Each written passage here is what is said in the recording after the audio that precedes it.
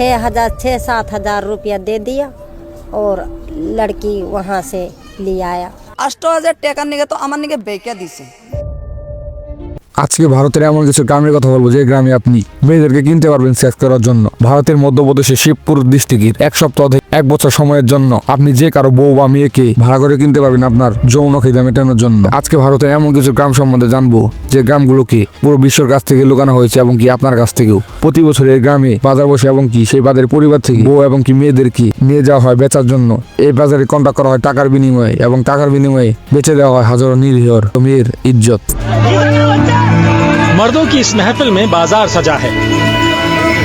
बोली लग रही है, यकीन करना मुश्किल है कि ये बाजार बेटियों का है। यहाँ बेटियों का सौदा हो रहा है, वो भी खुलेआम मेला लगा। এখানে দুই দল পার্টি বসে, একজন যারা মেয়েদেরকে বেচছে আর একজন মেয়েদেরকে কিনছে।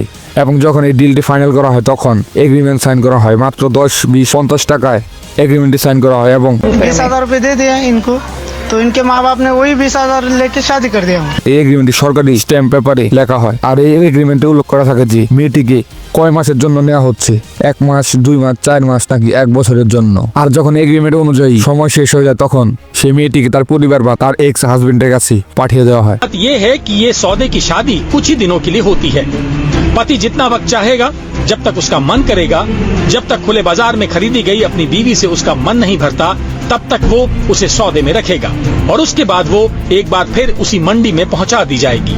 शादी की मियाद खत्म तो शादी खत्म और फिर लगाई जाती है उसी बहू की बोली। আর এই প্রথাকে বলা হয় দাদিজা প্রথা এবং এই এগ্রিমেন্টের মধ্যে আপনি টাকা দিয়ে সময় বাড়িয়ে নিতে পারেন এবং গ্রাহকের ইচ্ছা মতো সে কাজ করতে পারে। কিন্তু এই কন্ট্রাক্ট থেকে বাঁচার কোনো উপায় নেই মেয়েদেরকে। এই কন্ট্রাক্টের আগে মেয়েদেরকে শপথ করানো হয় যেন মেয়েরা এই কন্ট্রাক্ট থেকে বের হয়ে না আসে। আর যদি কোনো মেয়ের এইসব করার ইচ্ছা না থাকে তাহলে তাকে ডাবল টাকা দিতে হবে, যেটা একটা মেয়ের দ্বারা কোনোদিনই সম্ভব না। কথাগুলো শুনতে যেরকম আজব মনে হচ্ছে এর বাস্তবতা তার থেকে বেশি ভয়ঙ্কর।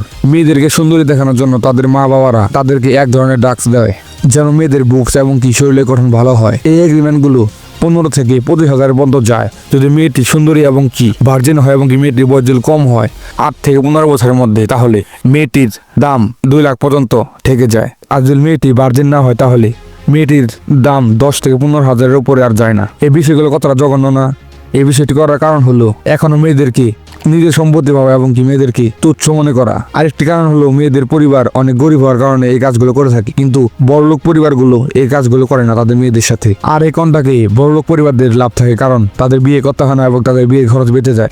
তারা বিয়ে ছাড়াই একটি মেয়েকে নিয়ে সব ধরনের কাজ করাতে হয় এবং কি সব ধরনের সুবিধা নেয় এবং এই বিষয়টাকে তাদের গ্রামে স্বাভাবিক বলে মনে করা হয়। এই বিষয়টা একটি জেলায় নয়, এই বিষয়টা ভারতের বিভিন্ন জেলায় ছড়িয়ে রয়েছে। রাজস্থান, উত্তরপ্রদেশ, গুজরাট এবং বিভিন্ন জেলায় এরকম ছড়িয়ে পড়েছে। উত্তরপ্রদেশের দুর্গাপুর জেলায় একটি গরুর বাজারের সাথে সেই বাজারটি বসে, কিন্তু সেখানে সেই গরুগুলোর থেকে মেয়েগুলোর দাম কম হয়ে থাকে। আপনি একবার চিন্তা করে দেখুন বিষয়টা কতটা জঘন্য। উত্তরপ্রদেশের একজন কৃষক তার জমিদারের কাছে তার বউকে ভাড়া দেয় এবং তার বউকে অনেক অত্যাচার করা হয়। এই বিষয়টি হয়তো ভারতে একটু হলেও হেডলাইটে এসেছিল। আপনি এই ভিডিওটা দেখে মনে করতে পারেন যে এখন কি এগুলো সম্ভব না, এগুলো তো প্রাচীনকালে হতো, এখন এরকম সম্ভব। কারণ এর মধ্যে সবসময় সমাজে দোষ দিলে চলবো না, কারণ এর মধ্যে মেয়েদের দোষ থাকে। মেয়েরা অত্যাচার সহ্য করে দেখেই আজকে তাদেরকে এত অত্যাচার করা হয়। সেটা যে কোনো ধর্ম বা দেশ হতে পারে।